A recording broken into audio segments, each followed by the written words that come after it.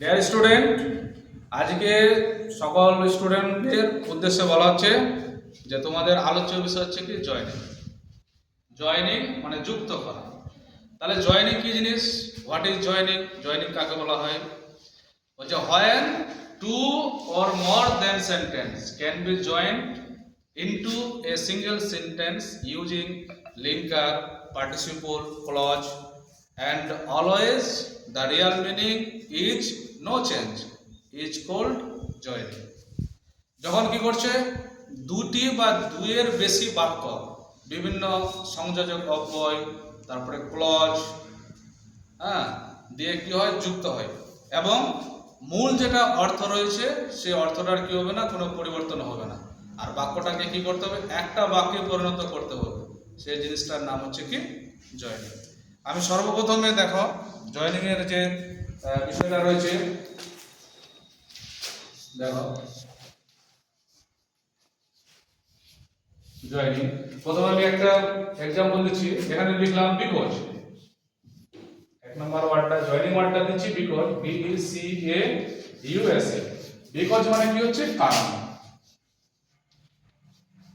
Because মানে কি বললাম? কারণ।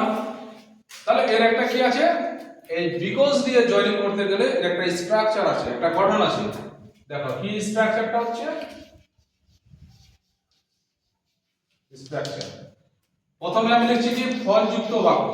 কি লিখলাম? ফলযুক্ত বাক্য প্লাস বিকজ প্লাস কারণযুক্ত বাক্য।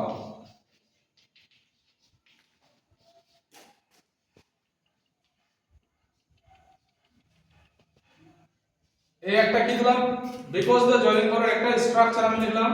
প্রথমে বসাবো কি ফলযুক্ত বাক্য, তারপরে বসাবো কি বিকজ, তারপরে বসাবো কারণযুক্ত বাক্য। এবার আমাদেরকে দুটো বাক্যের মধ্যে চিহ্নিত করতে হবে কোনটা হচ্ছে ফলযুক্ত বাক্য আর কোনটা হচ্ছে কারণযুক্ত বাক্য। এক্সাম্পল একটা দিই।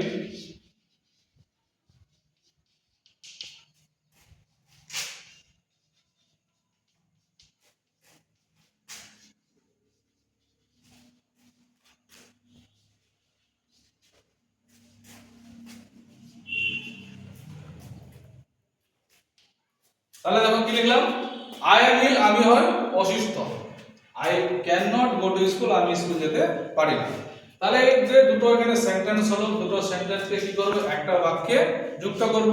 এর মধ্যে আমাকে কি করতে হবে, কোনো লিঙ্কার দিয়ে যুক্ত করতে হবে, কোনো ক্লজ দিয়ে যুক্ত করতে হবে, হ্যাঁ ঠিক আছে, বা কোনো পার্টিসিপল দিয়ে যুক্ত করতে হবে। কোন নিয়মে যাবে সেই নিয়মটা আমাকে প্রথমে ডিসাইড করতে হবে। তাহলে এবার দেখো আই এম ইল, আমি হয় অসুস্থ, I can not go to school. তাহলে অসুস্থ হওয়ার ফলে, অসুস্থ হওয়ার ফলে কি বলা হচ্ছে যে আমি স্কুল যেতে পারি না। তাহলে ফলযুক্ত বাক্য তাহলে কোনটা হলো, এটা। এটা কি হয়ে গেল, ফল যুক্ত বাক্য। এবার এখানে কি হলো, আই এম ইল, এবার ফলযুক্ত বাক্য হলো, একটা কারণযুক্ত বাক্য হয়ে গেল। কি হলো তাহলে, কারণ যুক্ত বাক্য। মানে অসুস্থ থাকার কারণে, ঠিক আছে, স্কুলে যাওয়া হচ্ছে না, তাই না? স্কুলে যাওয়া হচ্ছে না কারণ অসুস্থ। ক্লিয়ার? তাহলে এবার এই যে ফল, একটা স্ট্রাকচার দিলাম, সেই স্ট্রাকচার দিয়ে যখন আমি অ্যানসারটা করব তাহলে কি লিখবো, প্রথমে ফলযুক্ত বাক্য, এর মানে আমাকে দ্বিতীয় সেন্টেন্সটা লিখতে হবে। তাহলে কি লিখবো আমি, I can not go to school, I cannot go to school। তারপরে কি করব, বিকজ, বিকজ তারপরে আবার চলে আসবে কি কারণযুক্ত বাক্য, আই এম ইল। তাহলে উত্তর কি হলো, I can not go to school because I am ill. এটা এক নম্বর एग्जांपल দিলাম। এবার দুই নম্বর एग्जांपल দেখো, যে I have no money, I have no money, I cannot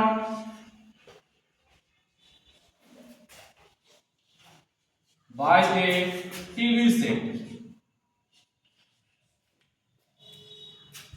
কি বলছে আই হ্যাভ নো মানি, আমার কাছে টাকা নাই।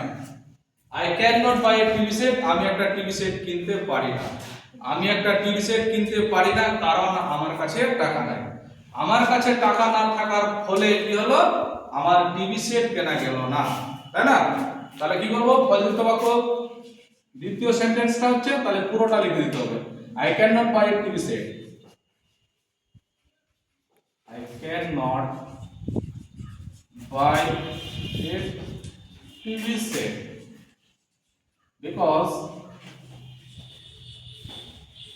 because I have no money, because I have no money। এই হচ্ছে অ্যান্সার। বোঝা গেল সবারই, আশা করি? Yes, sir. ওকে।